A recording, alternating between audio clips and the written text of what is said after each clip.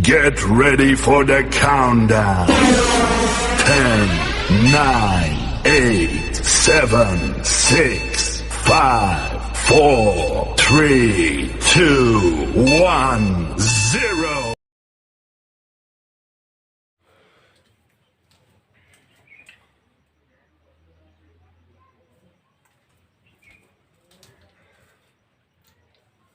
Hello students, कैसे हैं आप लोग। आशा करता हूं कि आप लोग अच्छे होंगे, मस्त होंगे और आनंद से पढ़ाई करते होंगे। स्टूडेंट्स, आपके लिए एक प्यारा सा वीडियो सेशन लेके आया हूं। इस वीडियो क्लास में कक्षा 10वीं की गणित का एक नया अध्याय हम शुरू करने जा रहे हैं। अध्याय 3, दो चर वाले रैखिक समीकरण। ठीक है ना, linear equation for two variable. तो पहले हम समझते हैं कि दो चर क्या होता है। ठीक है ना, ऐसा समीकरण जिसमें दो चर क्या हो, इंक्लूड हो। ठीक है ना, हम चर को x, y या z के फॉर्म में लिखते हैं, मतलब एक प्रकार से अल्फाबेटिकल सीरीज में लिखते हैं। ठीक है ना, जिसमें कम से कम दो चर हो वो और घात 1 हो। ठीक है ना, क्योंकि linear equation for two variable की बात कर रहे हैं हम यहाँ पर। द्विघात समीकरण की बात नहीं कर रहे हैं, रैखिक समीकरण की हम बात कर रहे हैं, जिसमें समीकरण की अधिकतम घात 1 होगी। ठीक है ना, और उसमें दो चर इंक्लूड होंगे। तो हम समझते हैं कि दो चर वाले रैखिक समीकरण किससे कहते हैं। ठीक स्टूडेंट्स, आइए हम देखते हैं। सबसे पहले देखेंगे डेफिनेशन, हम परिभाषा देखते हैं। ठीक है ना, वह समीकरण जिसको ax plus B Y plus C बराबर 0 के रूप में रखा जा सकता है। ठीक है ना, जहां a, b और c एक वास्तविक संख्याएं हैं, a और b दोनों शून्य नहीं हो सकती। विशेष इसको नोटिस करें, आप इसको नोटिस करें कि जो a और b है ना, जो a और b कभी शून्य नहीं हो सकता। ठीक है ना, किसमें, दो चर वाले रैखिक समीकरण में। ठीक है ना, तो हम कहेंगे कि दो चर x और y में एक रैखिक समीकरण कहलाता है। ठीक है ना, एक रैखिक समीकरण कहलाता है। जो हो गया इस रैखिक समीकरण का व्यापक रूप। ठीक है ना, ये हो गया इस रैखिक समीकरण का व्यापक रूप ax plus B Y plus सी।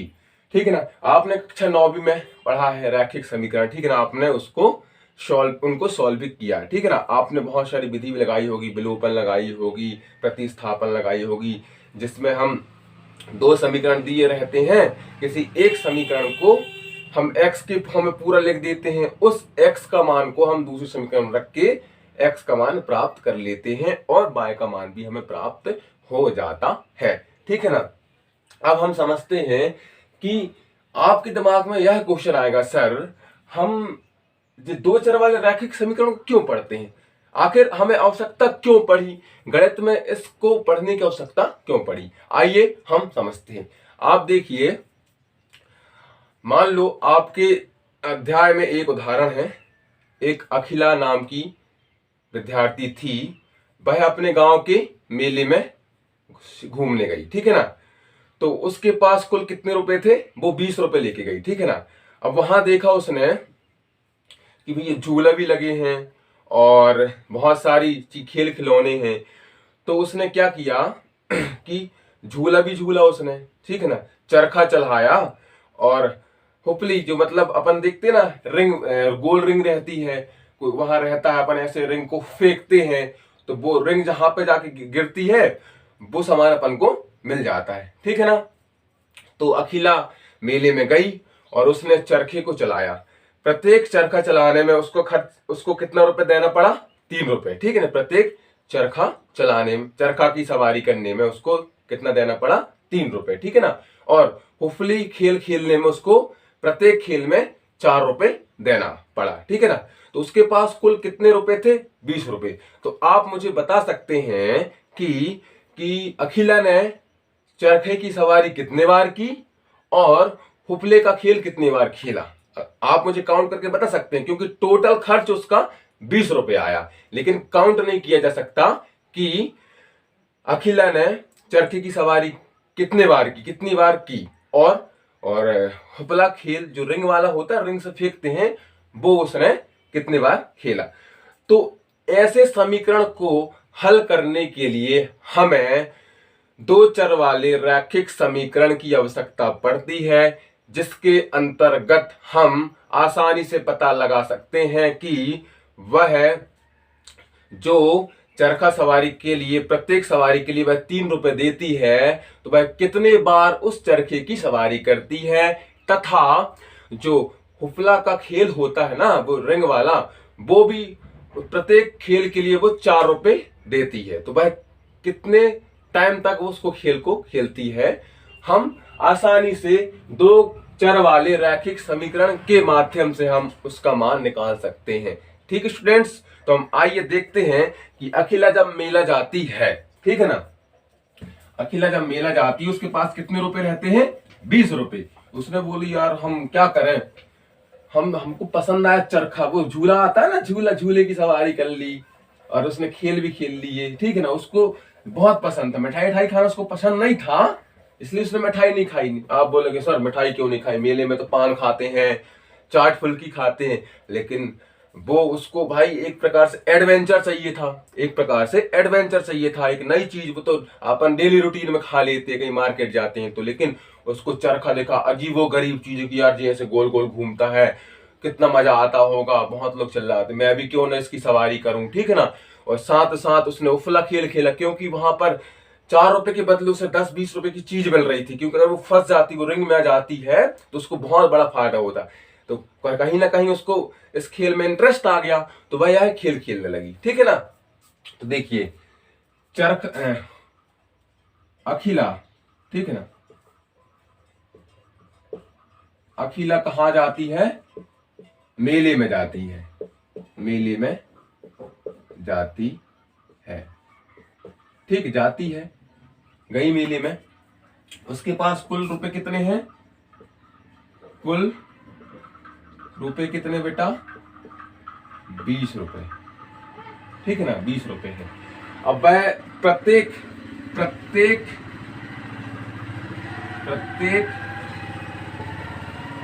चरखा सवारी में कितना खर्च करती है, 3 रुपए खर्च करती है। और हुपला खेल में कितना खर्च करती है बेटा, खेल में कितना खर्च करती है, 4 रुपए प्रति सवारी, ठीक है ना। प्रत्येक चरखे की सवारी में 3 रुपए खर्च करती है, और हुपला खेल वो रिंग वाला में 4 रुपए खर्च करती है। अब हम इसे कैसे दो चर वाले रैखिक समीकरण में इसको हम जमाएंगे, देखिए आप, बस आप ध्यान, इस वीडियो को आप अंत तक देखें, आपको बहुत कुछ सीखने को मिलेगा, और आज आप दो चर वाले रैखिक समीकरण को अच्छे समझ पाएंगे, और आप इसको दैनिक जीवन में आप इसका उपयोग कर पाएंगे, ठीक है बेटा।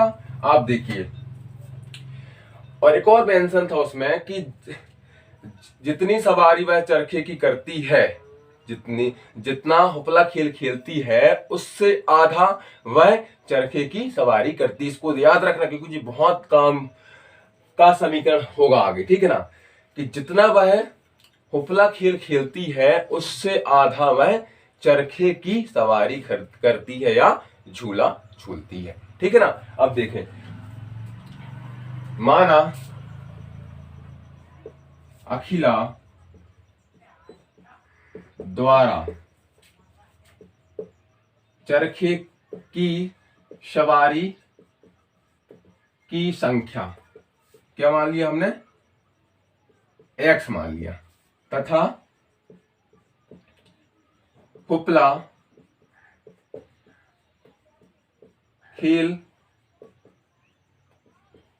खेलने की संख्या क्या मान लिया बेटा हमने, संख्या को मान लिया y, ठीक, मान लिया y। अब हुपला के पास कुल कितने रुपए थे, ठीक है ना, 20 रुपए थे, ठीक है ना। अब यहां देखना, कुल 20 रुपए थे, तो उसने 3 रुपए की दर से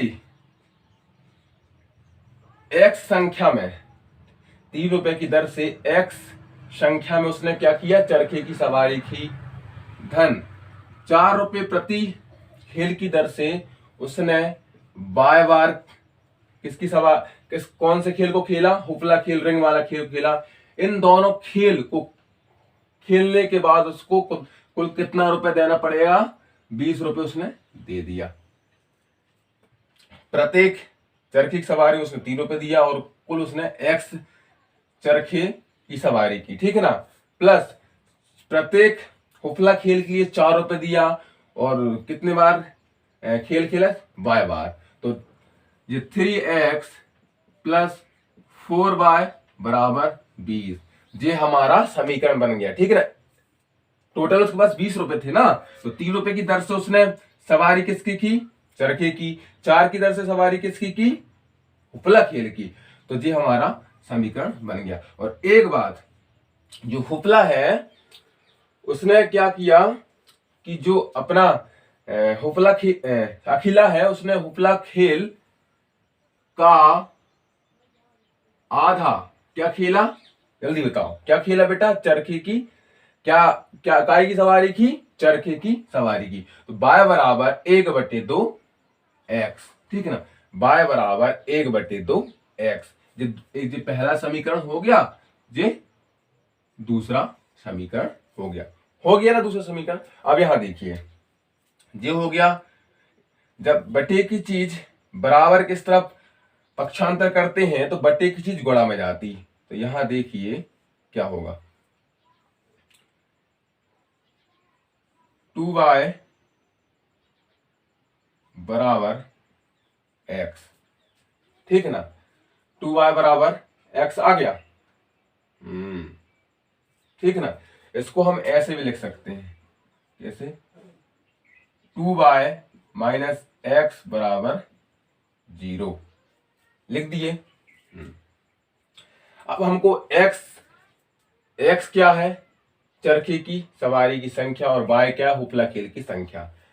अब हम क्या करेंगे, किसी एक समीकरण से x का मान निकालेंगे या y का मान निकालेंगे, किसी दूसरे समीकरण में रख देंगे। तो देखिए हम आगे कैसे सॉल्व करते हैं। इसकी कई मेथड है, बीजगणितीय मेथड का उपयोग करेंगे हम, उसके बाद ग्राफिकली मेथड भी देखेंगे, आगे हम और क्वेश्चन करेंगे, क्योंकि ये बहुत अच्छा चैप्टर है, ठीक है ना। आपको बहुत कुछ सीखने को मिले, क्योंकि ये दैनिक जीवन बहुत उपयोग होगा। आप एक बार समझ जाएंगे ना कि 2 चर वाला रैखिक समीकरण का दैनिक जीवन में हर पल उपयोग है। आप कहीं भी जाएंगे कुछ ना कुछ तो खरीदी करते हैं ना, करते ही ना अपने कुछ ना कुछ खरीदी, ठीक है ना। तो हर जगह उपयोग होने वाला है, ठीक है ना। आप देखिए अभी हमने निकाला समीकरण, क्या निकाला था, 3x प्लस 4y बराबर 20, जो समीकरण 1 था, और y बराबर 1/2x समीकरण 2 था, ठीक है ना।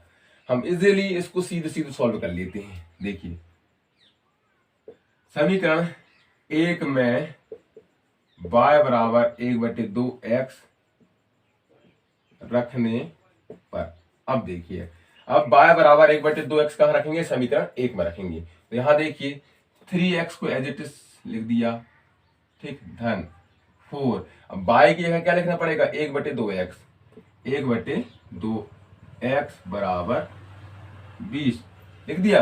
अब यहां सॉल्व करेंगे, देखिए 3x धन 2 एकम 2, 2 दूनी 4, 2 एकम 2 2, तो 2x हो जाएगा बराबर 20। अब 3x धन 2x तो हो जाएगा 5x बराबर 20। हमको x का मान चाहिए, x क्या है, चरखे की अखिला द्वारा की गई चरखे की सवारी। अब देखिए x बराबर, जे x के साथ गुणा में 5 है, जब हम इसको पक्षांतर करेंगे तो गुणा की चीज बेटा बटे में जाती है, ठीक है ना। तो जो जाएगी 20/5। तो जब 20 में हम 5 का भाग लगाएंगे, 5 के 20, तो x बराबर कितना आ गया बेटा हमारे पास, 4 आ गया। तो अर्थात इसका मतलब ये हुआ कि अखिला ने 4 बार चरखे की सवारी की। कितने बार की बेटा, 4 बार सवारी किसकी, चरखे की सवारी कितने बार की, 4 बार। आ गई चरखे की सवारी आ गई, ठीक है ना। और कितने पैसे खर्च किए, कुल खर्च कितना हो गया, एक का कितना रुपए लग रहा था बेटा, 3 रुपए लग रहा था, और कितने चक्कर लगाए, 4 बार, तो 4 तिया 12 रुपए उसने खर्च किए, ठीक है ना। 4 दिए, 12 रुपये उसने खर्च किए।